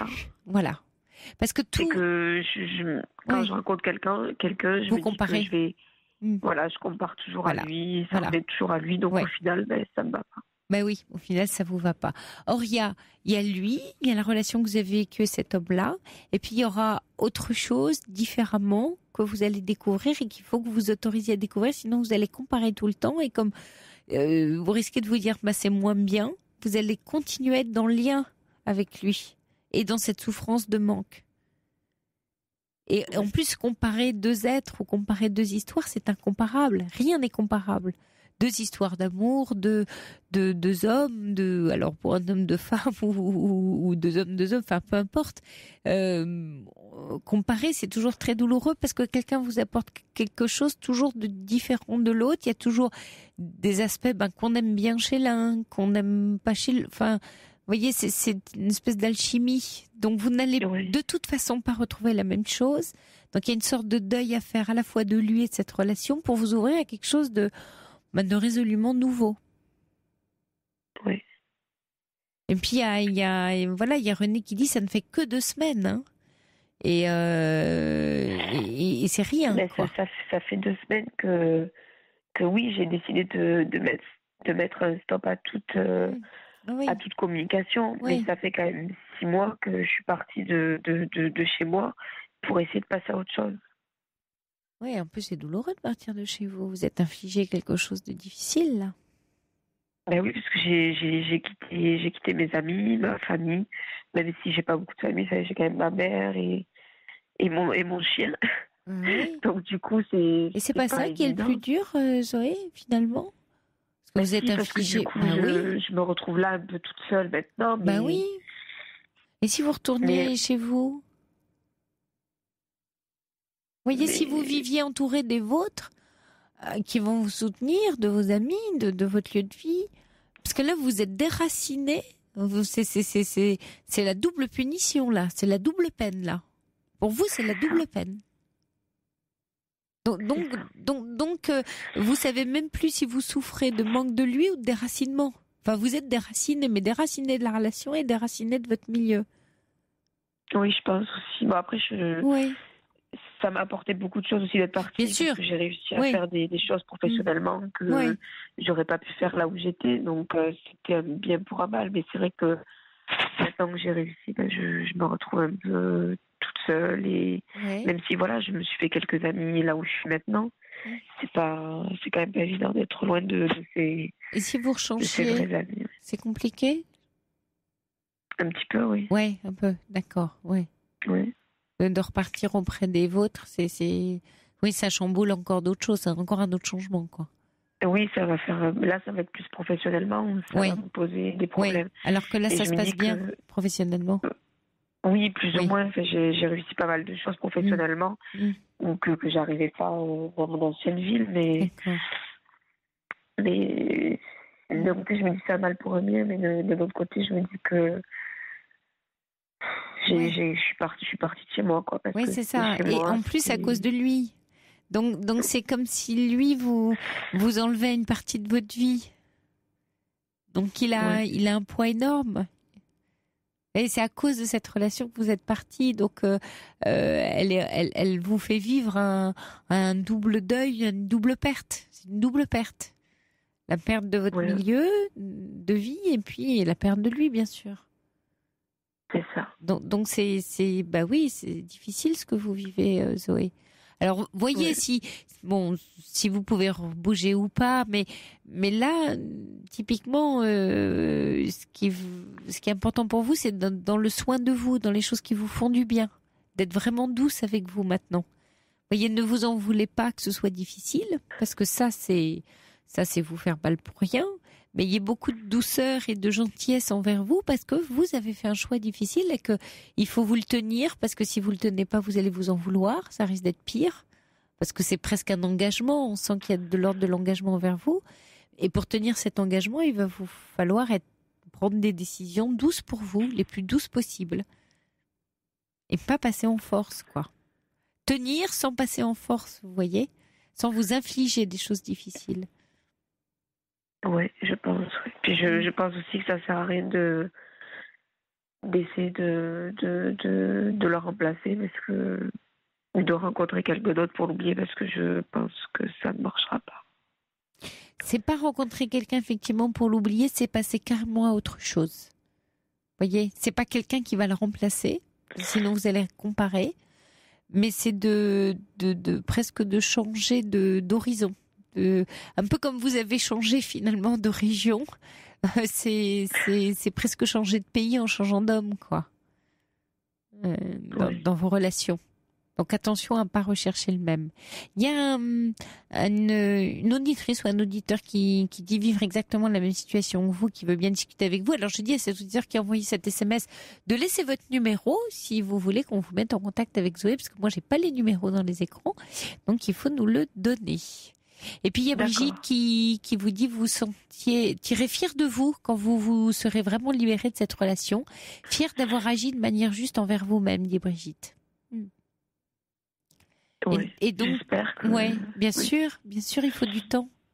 Il faut du temps, Zoé, et vous avez pris une décision courageuse, et quelquefois, les décisions les plus courageuses sont difficiles, donc elle ne peut pas vous apporter d'apaisement tout de suite, même si vous pensiez que ça allait vous apaiser, non. Parce que comme la décision est difficile, bah forcément, elle vous met mal pour le moment. Et je dis bien pour le moment. Tout ça est une question de temps, Zoé. Donc je vous souhaite beaucoup, beaucoup de patience. Et de vous armer de tout le courage que je sens que vous avez. Oui. Ne lâchez rien. Et soyez très douce envers vous. D'accord. Bon courage à vous, Zoé. Merci beaucoup. De nous avoir appelés. Au revoir. Avec plaisir. Au revoir. Bonne soirée. Jusqu'à 1h sur Europe 1. Sophie Peters.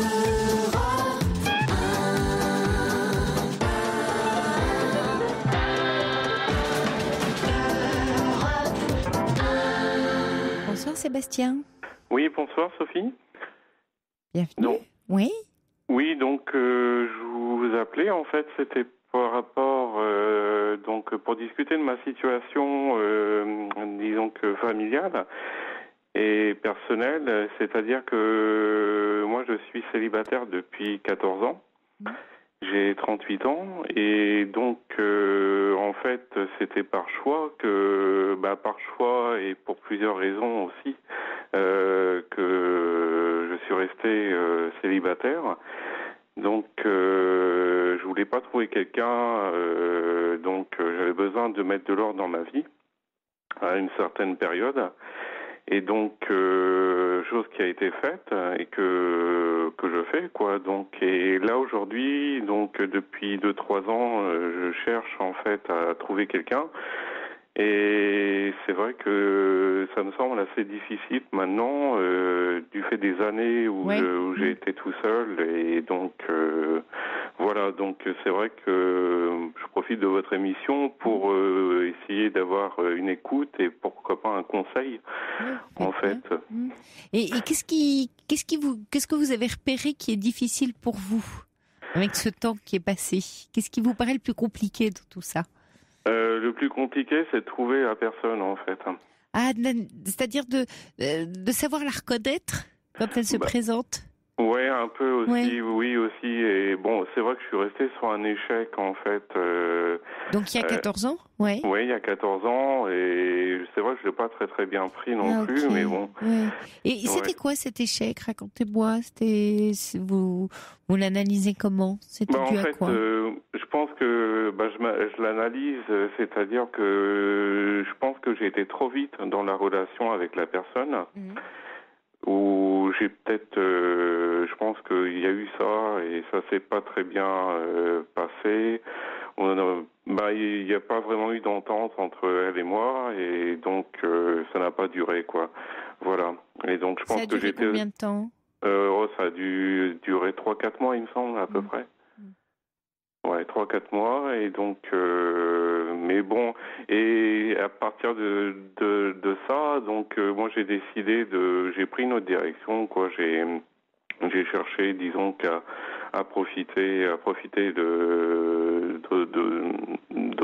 d'autres choses, quoi, donc, relations avec des amis, mais pas trouver et mettre de l'ordre dans ma vie professionnelle et familiale aussi, et de ne pas chercher une copine ou voilà aussi, donc et donc j'ai continué comme ça jusqu'à aujourd'hui, quoi, voilà, et donc et c'est vrai que aujourd'hui, depuis 2-3 ans, je me pose quand même la question sur pourquoi ça n'a pas marché, qu'est-ce qui a marché avant, mais bon, le problème c'est que je n'ai pas vraiment de repères. Mais c'est ça.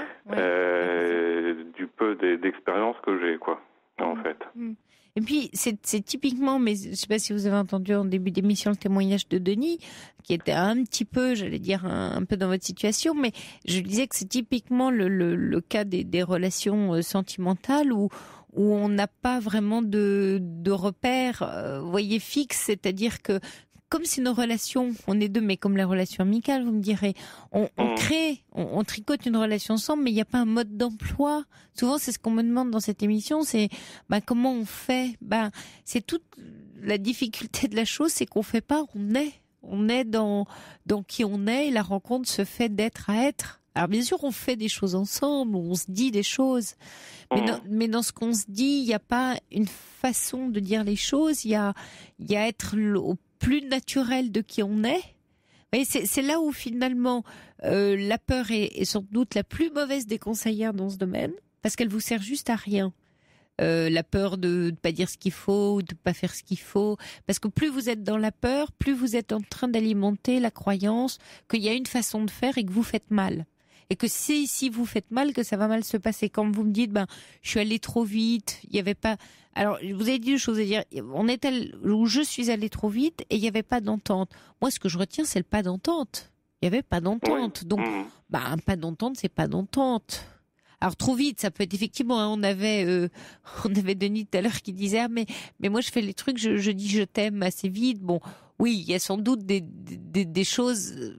J'allais dire des rochers sur lesquels il faut faire attention de ne pas mettre son bateau, parce que ça sert à rien. C'est juste que c'est pas le moment.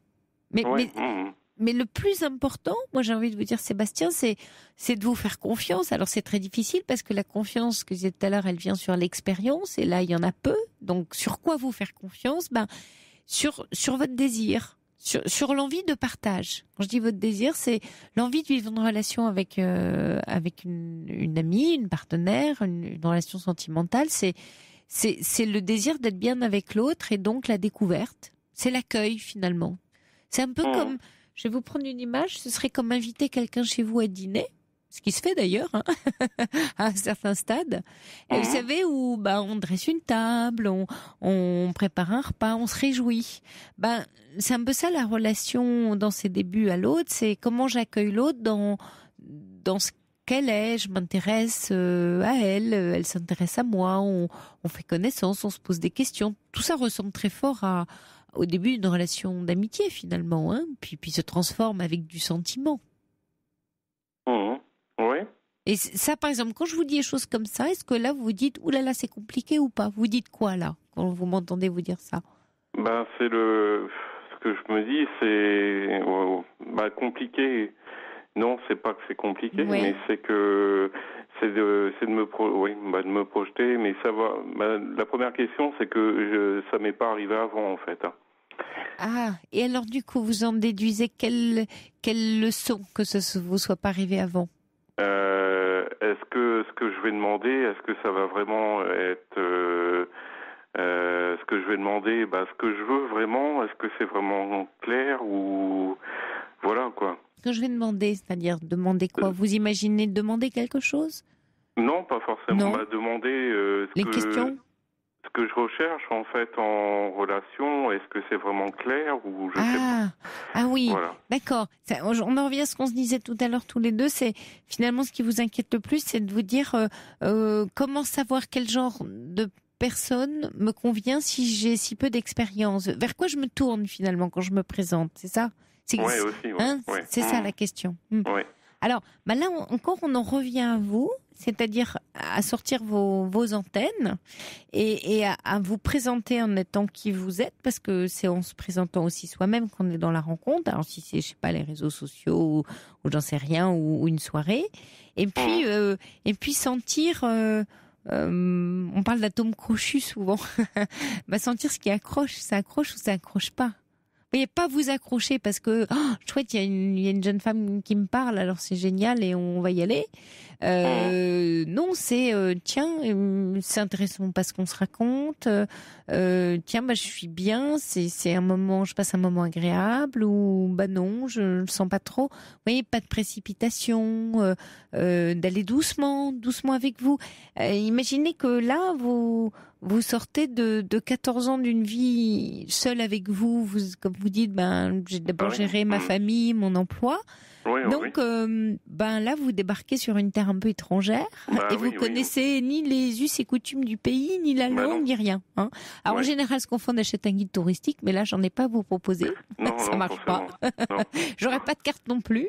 Mais par contre, quand on débarque quelque part sans guide touristique et sans carte, on se pose, dans un café, on regarde les gens passer, on observe. Déjà, on observe. On s'observe soi-même. On se dit, tiens, j'aime bien tel endroit. Tiens, j'ai plutôt envie d'aller là. Tiens, cette personne me parle, c'est agréable. Vous voyez, ça va être de laisser faire la vie et de faire confiance au jour le jour dans ce nouveau pays, à ce que vous ressentez, à ce qui se passe, aux émotions qui vous viennent. Vous voyez, le plus léger possible. Voilà, le plus simple et le plus léger possible. Il y a la cravate rouge qui dit Sébastien donne l'impression de trop cérébraliser. Puisqu'il dit qu'il a peu d'expérience, le seul moyen d'en acquérir une, c'est qu'il fonce sans trop se poser de questions. Je suis assez d'accord. C'est qu'il fonce sans trop se poser de questions. Oui, peut-être, oui aussi. Oui. C'est vrai que j'ai tendance aussi vraiment à réfléchir, à fermer les portes. Des fois, c'est vrai que je les ferme un peu. Oui, parle moins agi, dit JP aussi. Oui. Alors, agir, c'est pas aller tous azimuts et voilà, les rencontres. Non, mais c'est observer. Agir peut être dans une forme d'observation sans vous prendre la tête en vous demandant, mais observer dans le sens ressentir, être vraiment tranquille, quoi. Voilà, c'est, il fait chaud, il fait froid, j'aime pas, des choses très très simples, le plus basique possible. Et tant pis. Oui, vous savez pas, vous avez peu d'expérience, ma foi, et alors? Ça fait pas de vous quelqu'un de moins bien ou de hors norme ou de, c'est pas parce que vous avez pas d'expérience que du coup c'est pas possible. Ne faites pas le lien. Vous étiez ailleurs, vous étiez sur autre chose. Oui, voilà. Ça, je me focalise un peu là-dessus aussi. C'est vrai que. Non, vous avez fait d'autres choix. Vous avez fait d'autres choix, c'était pas ce choix-là. Aujourd'hui, ce choix-là s'impose à vous. Bon, super. Vous allez faire comme vous avez fait les autres choix, c'est que c'est un choix qui compte, donc vous allez y porter votre attention et votre intention, les deux. Mais sans forcer, en étant présent à ce qui arrive. C'est une présence que vous allez travailler. Mais zéro mode d'emploi, zéro mode d'emploi. Encore une fois, pas de guide touristique. Oui, non. Mettez-vous dans la ville et baladez-vous le nez au vent. Oui, exactement. Et faites comme vous avez envie et comme vous le sentez. Je crois que c'est encore ça le mieux. Oui, c'est encore ça le mieux. D'accord. Ouais. Ça va être ça, vous faire confiance, Sébastien. Même avec zéro expérience, ça n'a aucune importance. Aucune importance, non. On lâche ça, d'accord? Ok. Allez, bonne chance à vous, Sébastien. Et puis c'est l'été, alors bonne rencontre. Oui, d'accord, oui, tout à fait. Merci. Bonne soirée, au revoir. À vous aussi.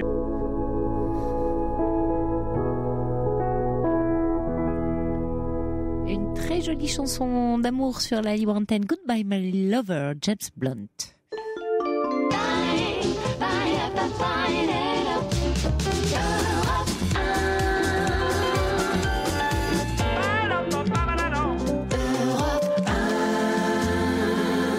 Bonsoir Clotilde. Bonsoir chère Sophie. Bienvenue.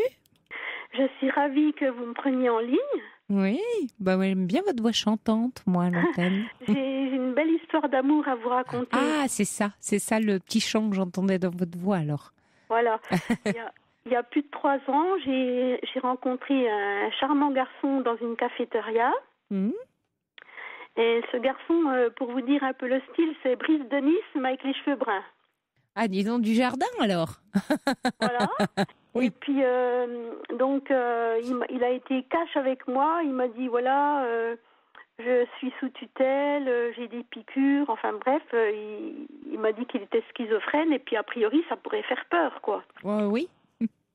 Et puis, en fait, ce garçon, il est super gentil. On est resté en lien donc depuis cette rencontre. Oui. C'était quand ? C'était il y a 3 ans, c'est ça ? C'était en 2012. 2012, oui. Voilà.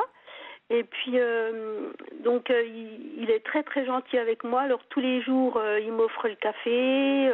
Après, le soir, il me fait le repas. Ça fait, depuis qu'on se connaît, il m'a fait plus de 1000 massages. Il me masse le dos et les jambes. Oui. Tous les jours. Oui. Et puis... Mais vous vivez ensemble, Clotilde ? Non, on est à 1 kilomètre de... 1 kilomètre, oui. De distance, oui. Donc, on vit pas ensemble parce qu'en fait, lui, il est du matin et moi, je suis du soir. Oui. Donc, on n'a pas du tout le même rythme de vie.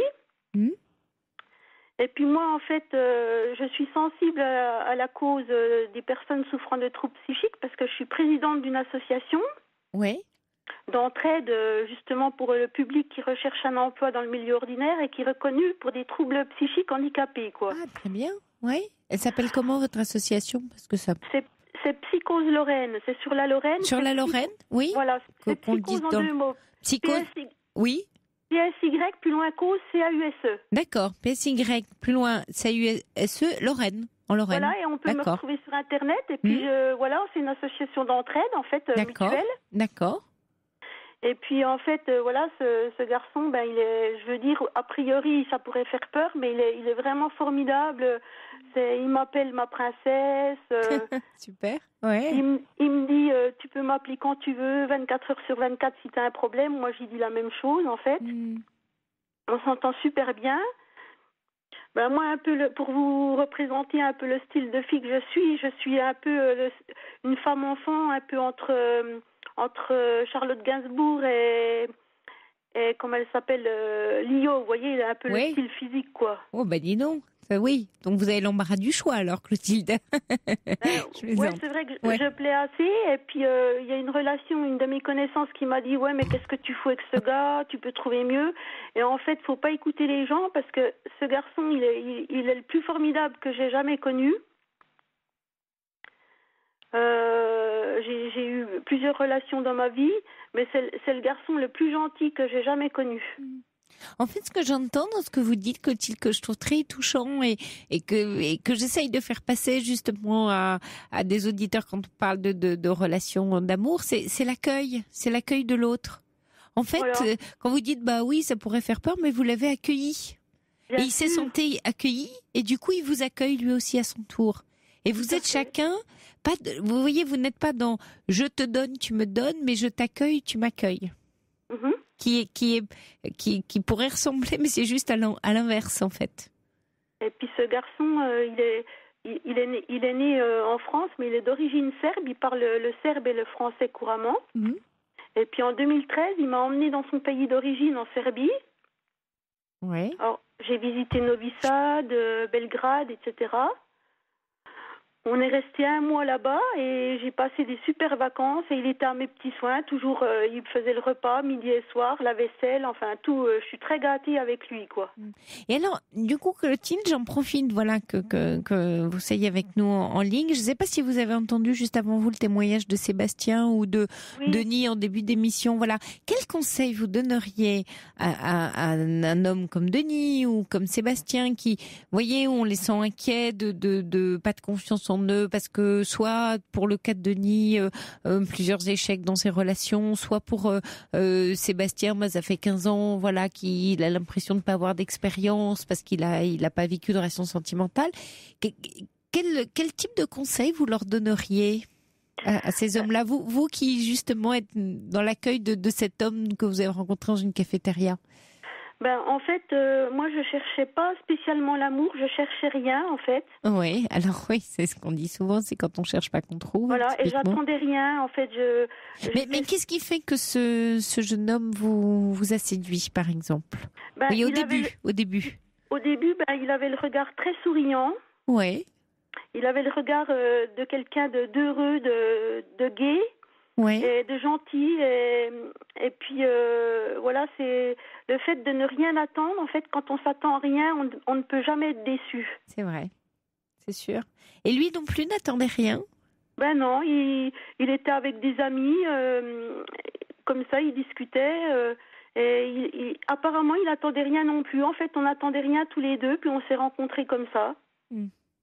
Alors en fait, c'est un grand fumeur parce que les personnes qui souffrent de schizophrénie, la plupart, dans 95% des cas, elles fument. Parce que bon, elles souffrent pas mal, donc elles fument pour essayer de dissiper leur souffrance, quoi. Et puis en fait, moi je lui ai juste demandé s'il pouvait me passer une cigarette. Je fume pas beaucoup. Je lui ai demandé s'il pouvait me passer une cigarette. Il m'a dit pas de problème. Enfin, il était très très gentil avec moi, très dans la générosité, en fait, si vous voulez. Et puis son regard m'a touchée. C'est dans le regard aussi qu'on voit un peu le fond du cœur des personnes. Oui, ça c'est juste, ouais. C'est vrai, Clotilde. Mais c'est surtout, je pense que il faut pas non plus avoir un idéal d'homme ou de femme trop perfectionné, parce que je crois que quand on se marge un idéal, on n'arrive jamais à trouver ce qu'on se fixe, en fait. Oui, puis il n'y a pas de compatibilité, vous voyez, a priori, entre un homme et une femme. On n'est pas des ordinateurs qu'on branche ensemble, on n'est pas compatibles. Il n'y a pas un homme qui est compatible avec une autre femme, il y a une découverte. Et finalement, il y a quelque chose tout d'un coup qui se construit dans cette découverte de nos différences. Voilà, parce que nous deux, par exemple, on est quand même assez différents. Bon, la seule chose qui nous réunit beaucoup, c'est qu'on est très sensible à la cause animale. Ouais. On protège beaucoup les animaux errants. Enfin, on sauve des animaux. D'ailleurs, je rappelle qu'il y a 60 000 animaux qui sont abandonnés chaque été, malheureusement, en France. Ouais. Il y a l'histoire là en ce moment du lion là, Cécile, qui fait l'actualité. Bah oui, ça m'a touchée. Et puis j'ai reçu aujourd'hui sur Facebook une vidéo d'un chien abandonné dans la rue qui était tout maigre et il a été sauvé par un piéton. Et ça m'a fait beaucoup de peine, en fait. On est très triste quand on a connaissance d'animaux comme ça maltraités ou abandonnés. On est très touché par cette cause et ça nous réunit beaucoup, ça. En fait, on est beaucoup aussi dans la générosité, si vous voulez. Voilà, je crois qu'il faut savoir accueillir autant l'humain que les animaux. Je crois que quand on aime les animaux, on aime aussi les hommes, en fait, les humains. Il y a une façon de se traiter, en fait, c'est ça que vous racontez, que finalement, c'est traiter un être vivant. Voilà. Homme, animal, homme, mais la nature aussi est vivante et la façon dont on la traite aussi peut poser question. Voilà, puis c'est accueillir l'autre dans ses fragilités comme dans ce qui est positif chez lui, c'est l'accueillir dans toutes ses acceptions, dans tout ce qui dans toutes ces dimensions. Toutes ces dimensions. Merci Clotilde pour votre très beau témoignage. J'espère qu'il aura mis du baume au cœur des auditeurs ce soir, parce que c'est une jolie leçon et conseil de tolérance et d'accueil dans l'amour. Donc je vous remercie beaucoup de nous avoir rappelé. Sophie. Bonne soirée. Vous aussi, merci. Sophie. Au revoir Clotilde. Jusqu'à 1h sur Europe 1. Sophie Peters. Bonsoir Brigitte. Oui, bonsoir madame. Oui. Mon problème est un peu... Enfin, je me ressemble un petit peu à Chloé tout à l'heure. Voilà, je suis veuve depuis 8 ans. J'ai eu une relation platonique, on va dire, depuis 3 ans avec mon beau-frère, mon ex-beau-frère, qui était le mari de mon ex-belle-sœur. D'accord. J'arrive à suivre. Oui, j'arrive à suivre. Et qui était décédée, elle. Oui. Il m'a ils étaient divorcés. accompagné, parce que j'ai des problèmes de santé énormes. Il m'a accompagné partout. Et lui a eu un problème là, au début d'année. Oui. Et donc, il a dû me laisser tomber. Et maintenant, on se contacte par téléphone pour avoir des nouvelles de l'un l'autre, quoi. Mais on se manque beaucoup. Oui. Et il ne faut pas oublier qu'il y a 20 ans d'écart entre nous. C'est-à-dire qui a 20 ans de plus que l'autre? Parce qu'aujourd'hui, on ne sait pas. Moi, j'en ai 62, lui, il y en a 83. Oui. Mais c'est un homme très généreux, très gentil, très super. Il m'a vraiment rendu des services énormes et je l'aime. Et qu'est-ce qui vous empêche de vous voir? Qu'est-ce qui vous empêche, votre relation? Ben, ses enfants. C'est-à-dire quoi, ses enfants? Mais il ne vit pas avec ses enfants à 82 ans. Mes nièces. Et puis, il trouve que j'ai rien à voir avec... j'ai rien à faire avec moi. Enfin, il n'y a rien à faire avec moi. Oui, mais vous me dites que vous vous aimez tous les deux. Les enfants, ils sont grands. Il a 82 ans, il ne vit pas avec ses enfants. Ah oui, non, ils sont séparés. Il y en a une qui est célibataire, elle a 58 ans, l'autre elle est mariée, elle a Et en quoi ces enfants vous empêchent de vous voir et de vivre votre relation? Il trouve que je suis intéressée, alors que je suis pas du tout intéressée, parce que ce serait plutôt le contraire. Oui, mais ça c'est leur point de vue, Brigitte. En quoi lui, il donne raison à ses enfants? Parce que finalement, vous ne voyez plus à cause de ça. Ouais. Okay. Il veut pas de guerre, il veut pas. Il laisse tout couler. Par exemple, il me dit tu viens tel jour. Il m'appelle et dit ah bah non, tu peux pas venir parce que c'est mon petit-fils qui vient manger. Voilà. Je peux pas l'appeler à samedi à midi parce que sa fille elle vient ramener sa viande. Je peux pas l'appeler le dimanche midi parce que sa fille elle vient manger avec lui. Alors c'est devenu impossible. Il a été opéré du cœur il y a 3 mois, d'une opération quand même assez grave. Je suis allé au début hors visite. J'ai eu l'autorisation des médecins d'aller le voir hors visite. Et il était content de me voir et tout. Et quelquefois, il me disait, viens me voir. J'ai dit, je peux pas, tes filles vont venir, ça va faire des histoires, c'est pas la peine. Oh, il dit non, il dit moi, principal c'est toi, mes filles, je m'en fous. Oui, quand il est à l'hôpital, il s'en fout, mais pas quand il est chez lui, quoi. Ah non, là, il est à l'hôpital. Hein. Oui, quand il est à l'hôpital, je dis, il s'en fout, il veut bien vous voir, mais quand il est chez lui, c'est plus compliqué. Voilà. En ce moment, il est où? Il est à l'hôpital? À l'hôpital, Mais en ce moment, Brigitte, il est où? Non, là, pour l'instant, il est chez lui.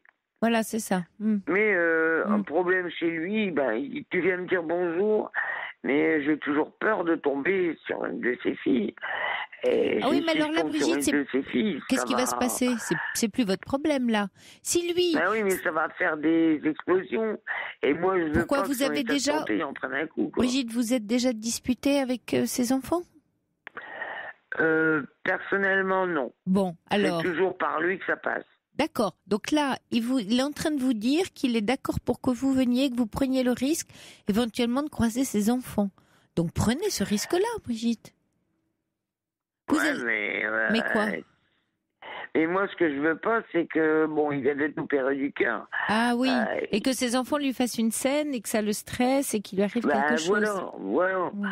Alors j'ai dit, écoute, moi je préfère que tu règles tes problèmes toi-même, tout doucement, tu vois avec tes filles, et puis après on en discutera, quoi. Oui, mais d'un côté, moi, je me vois mal. Ok, mais vous ne pouvez pas, d'un côté, être triste et lui reprocher de ne pas vous faire de place chez lui à un moment donné où tout d'un coup il est prêt à accepter que vous veniez alors que vous avez le risque de croiser ses enfants. Ça veut dire qu'il est en train de faire un pas.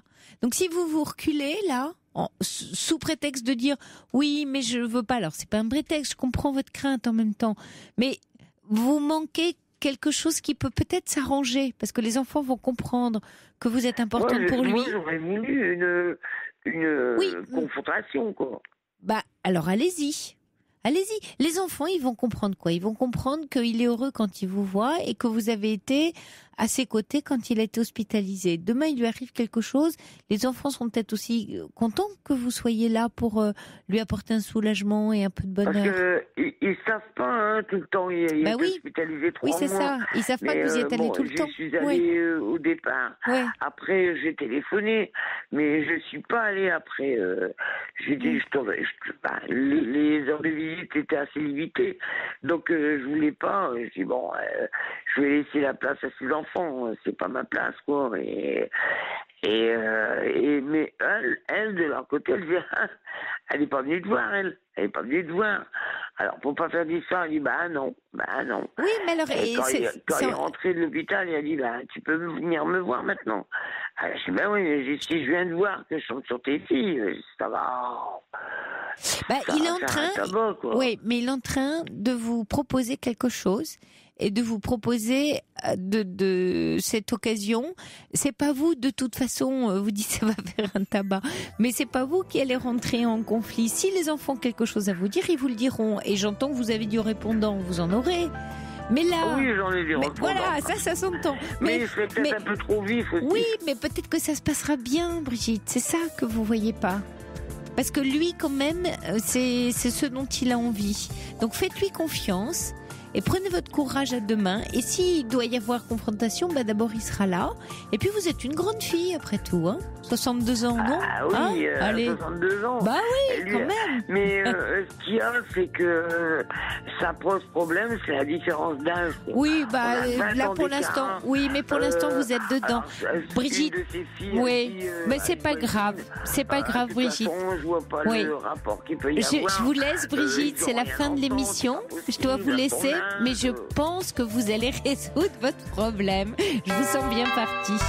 Allez, je vous embrasse. Bonne nuit à vous tous. On se retrouve demain, 23h, demain soir. Et là, il est 1h. Vous écoutez bien Europe 1. Et tout de suite, c'est Margot Duguay pour le Flash. Bonsoir, Margot. Bonsoir, Sophie. Bonsoir à tous.